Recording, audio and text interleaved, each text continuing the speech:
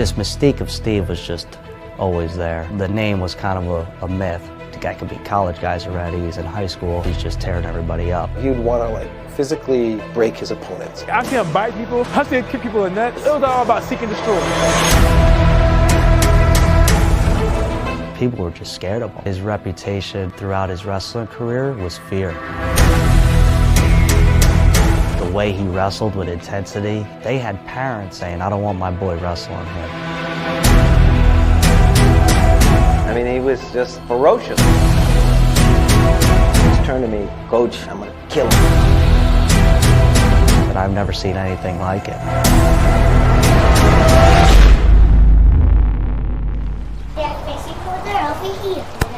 Yeah. Daddy, I like a fish. I catch a lot of fish when I fish. Yeah? I think it's tangled to it.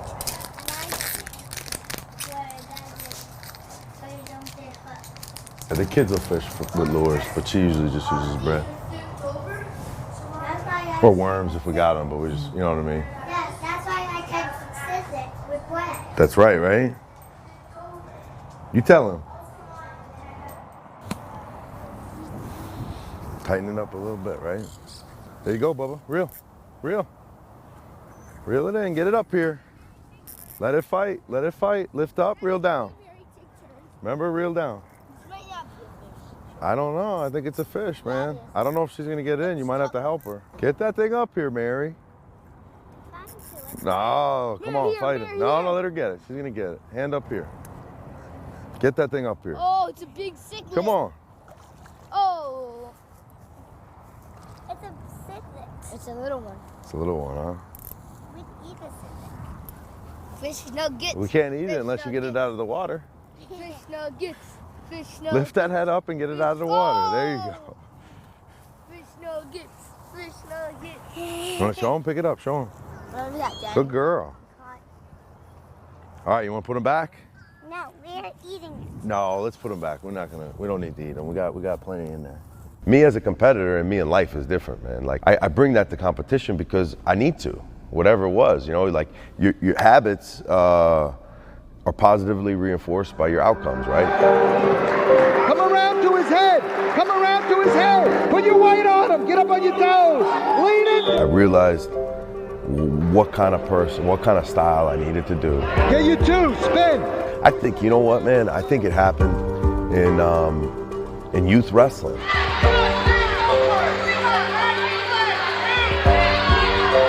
Probably fifth grade or whatever. I don't remember exactly how old, but had I won, I was going to get a jump rope with the one that's made of Resolite, the handles that you could squeeze as you jump and rope. So like that was the reward I was going to get. But now we're backstage and all the kids are talking. Behind the kid I'm talking to is the kid I'm going to wrestle.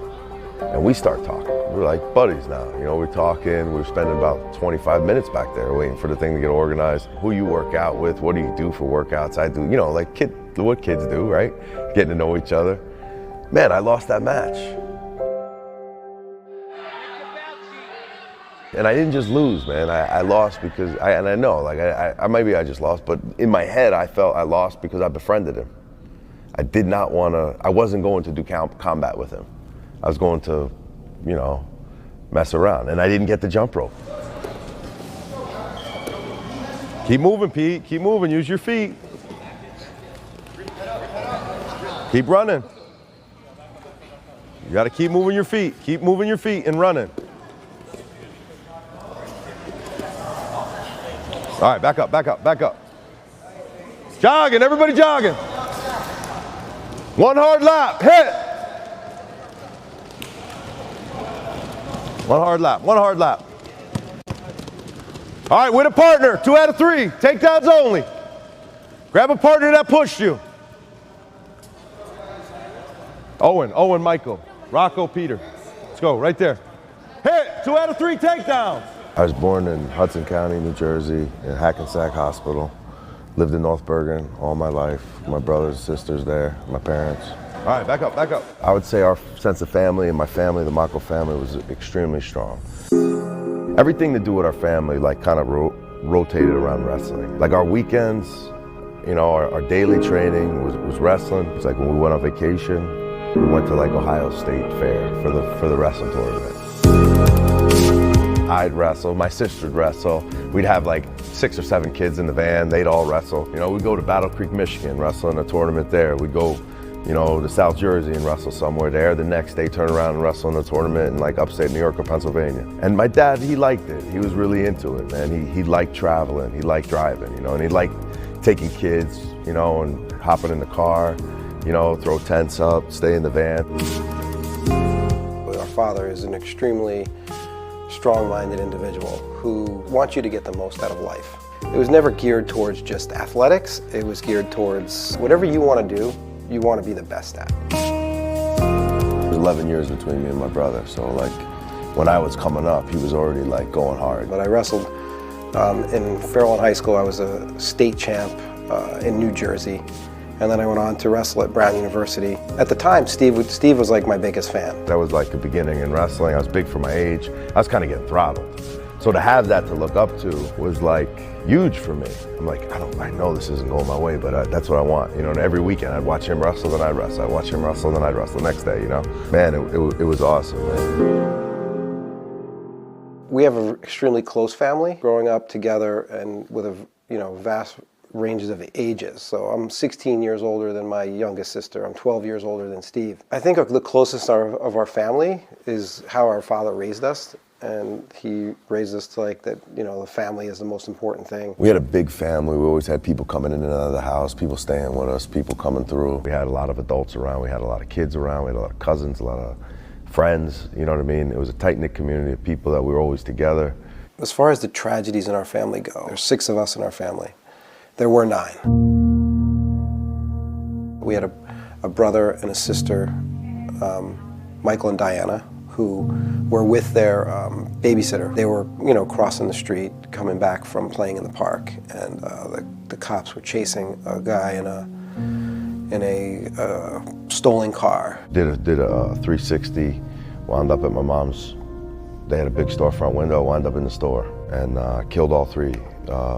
Both the kids and the babysitter. Stephen was, I think at the time, maybe like 10 months old. I was in 7th grade. And, you know, it was terrible and horrible. I just remember not much about the whole situation. I was like really, really young. But I remember people talking about it, how it affected my parents, you know what I mean? The second tragedy in our family occurred on December 24th. Our brother, Peter, was 4 years old. Stephen was 8 years old. He was going to be 8 on December 28th, so he was 7, almost 8. We pulled over. It was after a match. We all got out of the van to go get candy canes from a Santa Claus that was ringing a bell. All of a sudden, people started panicking. Me and my sister were like, didn't know what was going on. I guess he slid and slipped underneath the car, and then the car, you know, rolled over him. That kind of happened quick. That was like overnight. You know, I remember there was 4 bowls of cereal, and then there was 3 bowls of cereal. My family's close, like we survived it, and we kept pushing, you know, we kept pushing. Like a lot of parents, man, I gotta give my dad and my mom credit, man. Most parents, like, when stuff like that happens, they crack up, but they like got solid and they supported each other, you know what I mean? And they definitely, you know, it's a testament to them, you know, that they kept it together. Backhand deep, backhand deep. Hey, look, we're Turking, right? We're Turking. Gotta slow down. My backhand's gotta go deep, right? I gotta lift, and I gotta step through here. Now, see how I got his hips turned? Right? If I let go of this and go to his upper body, he's gonna bail out, right? So I wanna turn his hips so he can't bail out. Now that I got him turned here, his hips are killed, right? I got his leg up off the mat. I'm gonna come back here, collect my crossface, walk in, elevate. All right, go ahead. My dad taught me just like, you gotta outwork the guys that you're competing against. It's cut and dry. In any line of work you're in, whoever's up, you know, training, whoever's doing the more things, is putting themselves in a position to win, you know what I mean? I knew Steve for quite a while. When he was younger, we grew up in the same wrestling club, though he was kind of with the older kids because he was a big boy. As a kid, you know, it was fun for me You know, it was always enjoyable. I always had my coaches telling me to go have fun. You don't need to really cut weight. You don't need to do that kind of stuff. Kind of enjoy yourself. And on the other spectrum was Steve. He was serious from a little kid. My dad let us know, like, there's only one way to really figure out who's going to win, and whoever did more. So he always pushed us to do it like as much as we could, outwork the people we're going to be competing against. And if we lost, it was kind of on us, you know, it's because we didn't do enough. My number one training partner was my dad. I remember, man, circle single, circle single, circle single dump. He'd have me doing circle single, then he would sprawl and I would do a dump. Now this dude's big, man. I bet you he was about 220 at the time, maybe 230 even, you know? So I'm at like 200 or 300 circle single dumps. You know, he's got his sweats on, his old school Asics Tiger shoes from like back in the day, you know? But I mean, he wasn't just a dad that drove, like he was on the mat. And he wrestled back in the day, so he had us drilling the back in the day moves. Kind of makes sense, man, why I trip a lot, because it's kind of an older school move.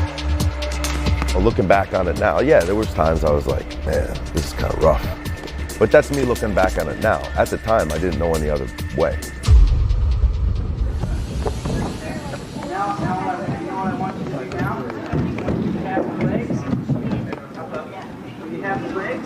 I want you to get the leg right here, and you're starting to reach right here, right? Okay, you're starting to reach. You know what I want you to do now? I want you to run your feet. I want your feet to go like this. Okay, I want you to take about 5 little steps. All right, get it. Sure.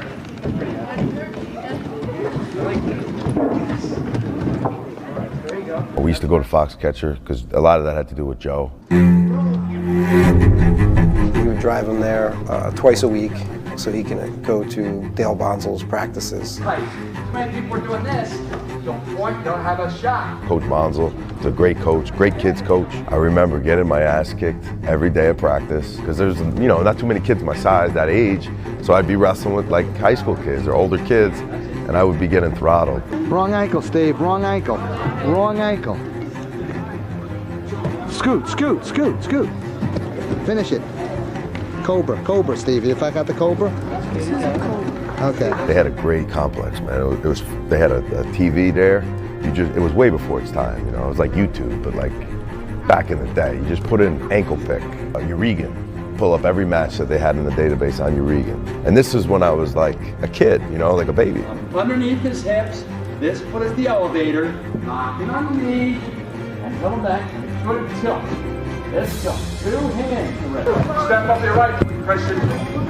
Step up your right foot, Christian. Pull back. After this. Steven, do it right. Come on, buddy. Come on, come on. It was awesome, man. It was an awesome experience to go in there, see what the real guys are like, how they interact, and to be exposed to it. Go down to the ankle. No, Steven, go down to the ankle to get his hips up. Go down to the ankle. Go to do a teriyaki. Come on, go on the ankle. Remember how we set it up? No, Steve, no, you're going to lift the ankle up. Steve, you're going to lift the ankle up. No. John, belly down. Get off him. Get off him, Steve. Now go to pick the ankle up to set it up. The guy's not going to give you it. No, Steve. Steve, that's it. Now tight. No. Put your foot in here. My brother came up to him and he said, "You're pushing this. You're pushing way too hard on this kid. You know, he's not gonna make it." And he's like, "Yeah, I'm being really hard on him, but I just want to see if he burns out. I want it to be on my watch. So like, I don't want him. If he burns out, it's not meant to be. We're gonna find out soon enough anyway. So let's really push him. And if he's wasting his time, he's wasting his time. He'll burn out, but it'll be on our watch. It won't be in some weird ass school." So yeah, he was overbearing, but in a positive way. When your dad went away, how old were you, and how do you remember kind of finding out? It was a pretty ugly trial. It was very public. You know what I mean? There was a lot of people talking, a lot of kids talking, a lot of kids' parents talking. Remember, we live in a small community, you know? It's a city, but it's a pretty small community. I think Big Joe's case went to like a RICO case. And once it goes to a RICO case, you're screwed. You ain't got no chance of getting out. And that was kind of just that time during that time where they went after, you know, people in that you know, that racketeering type of profession. The charges that were brought against him were unfair, were not just. Being a lawyer after the fact and, reading into the case sort of makes me lose faith in the legal system. I love my dad, and to this day, I believe him, I trust him, and he's an innocent guy that was in the wrong place at the wrong time, and I believe that with my heart and my soul. But it's still a shock, when you wake up in the morning, that first morning or whatever it was, you know what I mean? It's a shock, you know what I mean? And I remember, wrestling-wise, I remember listening to Joe talk to somebody. It was like the week or two before my dad left. I remember periphering it. Like I said, I'm a quiet kid. It wasn't like I was involved in the conversation. I was probably tying my shoes, but I remember it caught my ear because I was 11 years old and they were like, well, now I guess we're gonna see how much he really likes wrestling. Now it was kind of like up to me, like I didn't really have, like I had a choice now. It was kind of like my choice because basically the driving force of it was gone. Not having sort of, his father figure around at the time, although they did go see him every weekend, I sort of took a more active interest in his wrestling. And my brother really did jump at the bit to jump in there. And he did, man, and he did, and I owe him a lot for that. I loved it. I loved the sport, and I saw he had tremendous potential. I saw his level of commitment. After that whole kind of like whirlwind thing settled in, there was a lot of negative press surrounding that whole situation, and I really wanted, definitely in high school, and I was starting to get better and better, I realized like it was a tremendous outlet for me to get positive press, you know what I mean, to represent my family. And I wanted to like take over, I wanted to take over, beat everybody, like anybody who stepped on the mat, I wanted to beat because of that. And anybody I competed against, I took as a threat. So I think that intimidation from Steve came from, his father going away, seeing someone put his father away and take his family away from him and take all that away from him. And that's the mentality Steve took with his wrestling, is that this guy on the other side of the mat's taking everything away from me. Definitely took it personal. Wanted to make the person, whoever it was, never want to take them out with me again. In any way I could. There's not any hope in this situation. I don't want any part of this guy down the road. Beat him up, man. Whoever they put in front of me, I wanted to beat up. Steve took it as a threat when guys would come out and wrestle him. You'd have to see his face and just see his body language and his demeanor, and this is the kind of person that you didn't want to mess with. Get you two, get behind. At a young age, his first year as a cadet, he'd finish his match, he would go off, even if he pinned the guy in 30 seconds, he would go back to where he was and just sit there, be focused for what he was doing next. And there was no real social interaction. He would be just try to get mentally prepared and then try to score as many points or pin his opponent. Hey, get into your short reshots and your long reshots. All right, short reshots and long reshots. If I beat the offensive guy with my head in my hands, he comes to my legs and I beat him, there's my short reshot. If he beats me to the position and he caught me sleeping, I got to get off. He's going to be coming up. There's my long reshot. All right? So it's up to your defense. You beat him, you hit your short reshot. He beats you, you hit your long reshot. Get off the position and attack the far hip. Let's go. No, but I don't want you going down with the shit. I want you to be like, oh, my single got stopped. You know what I mean? Yeah, you got to score. You got to score points. Make him pay for taking risk on you. Go ahead, exit, find your exit. Cut your angle and score. Go ahead, Ethan.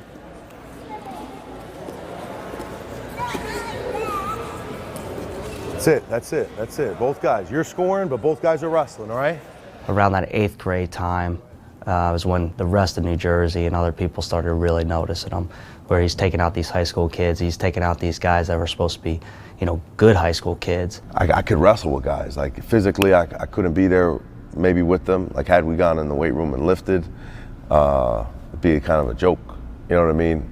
Looks wise, I probably looked kind of a little different than the normal good wrestler looked, but I could wrestle with them. And I'm not talking about kids, man. I could wrestle with men at a young age. I could wrestle with good college guys. I might not beat them, but I could wrestle with them. I might get throttled after I scored, but you don't see really like a junior high kid scoring on a decent, even a even a low-level college guy, you know what I mean? But I would score points, you know? So at that point, I started to realize, like, man, I'm gonna be all right at this. I just gotta, like, keep working at it. He had a really, you know, a great support system that I think, you know, our father had set up prior to him going away. He had made the connection with Dave Schultz. No, Steven, let him go real slow and see you feel it. If you want. That's right. That hurts. I like the other way, the choke. Yeah. I like the choke. It's just quick. But look, even if you don't choke the guy, you're controlling the guy's head real tight. Let me choke. Oh, no. Yeah, that's right. Man, that's better than Prescott's. That's pretty good. Put the thumb in there, sir? You got real skinny little arms.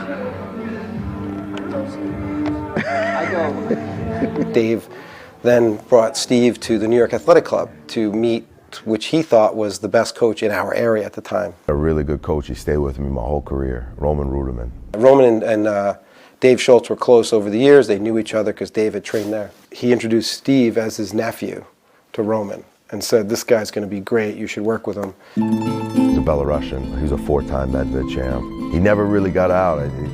They dealt with some anti-Semitism there for the USSR, but he beat Rux Hellickson. He beat all the international Americans. He just never got a shot on the stage there. But he definitely was capable, you know. Man, I went all over. I went with him to Steiky in Belarus, you know, every year. Every summer, he'd be like, you got to come with me for a week. He'd have to talk my mom into it. Hey, you got to give me Stevie for 2 weeks in August. You have to give it to me. And we'd go, we'd fly over there. He'd bring like a whole bunch of kids there. And then it'd be like at a transplant camp. We'd spend 2 weeks like, you know, working out with the Belarusian team, you know, wrestling in some open tournaments there. It was a pretty special thing for me to develop with that style of wrestling. I went to St. Benedict's because of Roman. Roman's a gym teacher there. Wrestled for my first 2 years of high school there. Great coaches, great team, like a solid Catholic school there, like good team, tight knit. I had a great partner there. He was a 215 pounder, but I needed to go with a man to get ready for college. There was no one really in the room for him to wrestle with at his level. And so he approached the coach and said that my brother's willing to take me to work out with, you know, Angelo Borzio at East Stroudsburg, or take me up to Lehigh and train with their heavyweight after their practice. And at the time, the coach said, absolutely not. You know, he had his sort of stance of, we're a family, we train together, we win, we lose together, so we're going to do this together. And at that time, Steve then approached Roman, who was the assistant coach, and said, he's not going to let me go train elsewhere. He's like, what should I do? He basically, before I could say a word, was like, Steve, you need to go somewhere where you're going to be pushed. I had wrestled at Blair Academy, and so I called up Coach Buxton and I said, I told him the story, and I said he's thinking about leaving St. Benedict's, and do you think that Blair would have the training partners for Steve to train with? And you know, the first thing that came out of my mouth was, Steve's a racehorse, we got to let him run. Thought he had the potential to be a multiple-time NCAA champion, somebody that could make a world team, somebody that could make an Olympic team. So you had to get him the right partners, get him the right training. He said, you know, look, we'd love to have Steve, and I'll make sure, I'll bring partners in for him, and I'll even drive him to wrestle with Angelo Borzio at East Stroudsburg. You don't have to worry about that. We'll make sure that Steve has all the partners he needs to get better. I knew this was an opportunity for Steve, you know, one that he could get on a different schedule, get into the biggest tournaments in the country. Jeff coached me, he was a great coach, so I felt comfortable putting him, like allowing Steve to go to Blair. He'd be under like sort of Jeff's direction, and I knew he would stay on the right track too. I remember in the summertime, Coach Buxton called me up. He said, so I hear you're rooming with so-and-so next year at Blair. And I said, yeah. He goes, what if I gave you another name? Would you room with him? I said, well, who is it? He goes, Steve Mocco. Steve's coming to Blair, Buck? He's like, yeah. Would you want to room with him? Don't say anything yet because it's not fully yet. And I said, yeah, I'll room with Steve for sure, 100%. And it was like I won the lottery. Every meal was all you could eat, right? I had my own little dorm room there with Zach. They had formal dinner on Wednesday nights. I mean, I had like a wardrobe of shorts and t-shirts. At formal dinner, you had to wear like a tie, a blazer, and it was like nice, man. The people were nice, the kids were nice, teachers were nice. You know, the teachers, nothing against St. Benedict's, nothing, but a bit different, you know? Like inner city Newark, Hudson County, and now all of a sudden you're like, get in this car, you drive about, you know, an hour or so, probably about an hour, 15 minutes, but you're on a different planet, man. It's a totally different planet. Man, you went to class and you trained. I think when Steve got to Blair, you know, this was a type of school that there was a lot of wealthy kids that went there. You know, there was a lot of people that had help growing up in their life. Steve didn't fit into the Blair model of the school all the time, just because of just intensity. People thought of Steve as maybe standoffish because of his demeanor, because of his attitude. You could see adults nervous around him. Teachers were nervous around him. Adults were scared of a junior in high school. I didn't realize where he was as an athlete. He was much better than I thought he was. Immediately, he had outgrown wrestling with high school kids. I just remember this one time, he had this kid who was maybe a first or second year wrestler, and the kid kept on talking to Steve, and he just turned to me, "Coach, you gotta get this guy away from me, I'm gonna kill him." No, it's wrestling. I did not come to be friends, you know what I mean? I had a team, I had people I was supposed to be socializing with, and these weren't one of them. I didn't spend much time like socializing. Like I had some like little quirky things that I would do, and then I think after a while at that age, kids are crazy, right? You started hearing like he doesn't have hallways in his house. He just goes everywhere with ropes and monkey bars. One rumor was of just that, his intelligence. People just thought he was maybe stupid. Steve used to be like, I kind of like if they think I'm stupid. And I'm like, why do you want people to think you're stupid? He's like, they don't have that expectation from me then. It just kind of like started snowballing. Oh, he only eats raw steak. Like there's crazy stuff like that, right? I guess because I really didn't talk much and I was pretty private, that like people kind of ran with it, some of the stuff, you know? But once they got to know him and you know, and understand him, you know, people loved him. He had a funny sense of humor about him all the time. He liked to joke around a lot. But when it came time to practice, or when it came time to wrestling, it was like flipping a switch, and it went right to seriousness.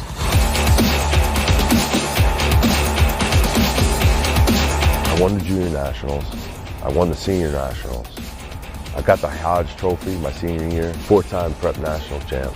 I was a lot better than the kids I was wrestling. The one thing that you would be guaranteed when you got Steve Mocco on the mat, that he was going to wrestle as hard as he could, as long as he could, and he wanted to make sure that that guy didn't want to step on the mat with him again. Coaches would be like, "Hey man, I really don't want our guy to get hurt." And I'd be like, you probably shouldn't put him out there then. I didn't take it as an insult when people forfeited. I took it as a compliment. You know, like some guys take it as an insult. I took it as a tremendous compliment, man. I was like so pumped. I was stoked. That means I'm doing something right. You know, Iowa was recruiting Steve, as well as Oklahoma State, Nebraska, Lehigh. Well, there's only one school that came to mind for me. It was Iowa, because here I had a Tom and Terry Brands, but in a bigger body. Tom Brands came in, and I think he really impressed Steve. And I wasn't an Iowa fan. You know, I'm from New Jersey. I didn't like I said, I didn't grow up saying I want to be a Hawkeye. I just thought that was the place I had to be for my style of wrestling, for what I brought to the table. My dad was on the fence. The big thing with him was education. He's really into education. It probably, as violently and as obsessive as he was about that athletics, he was about education. My father and I thought that University of Pennsylvania would be a great option because, you know, there's life after wrestling is the thought. This would be a great opportunity if you can get into the Wharton School of Business, and you can go on to like, if you decide you want to be an investment banker or something else after wrestling. And Steve looked me in the eye, and he said, "If I die the day after I win an Olympic gold medal, I'll feel like my life is fulfilled." And he was like 17 years old at the time of saying that. So I was blown away. I was like, whoa, like, maybe you need to go to Iowa. I was like completely, fanatically entrenched with winning an NCAA title at that point. I wanted to win every match. I knew it wasn't going to be at Iowa. One guy's scoring. Both guys are going hard. I wanted to win the Olympic gold medal. That was it. Using the cage, scrape them off like some paint. I had a lot of expectations. I wanted to live up to them. My life was winning wrestling.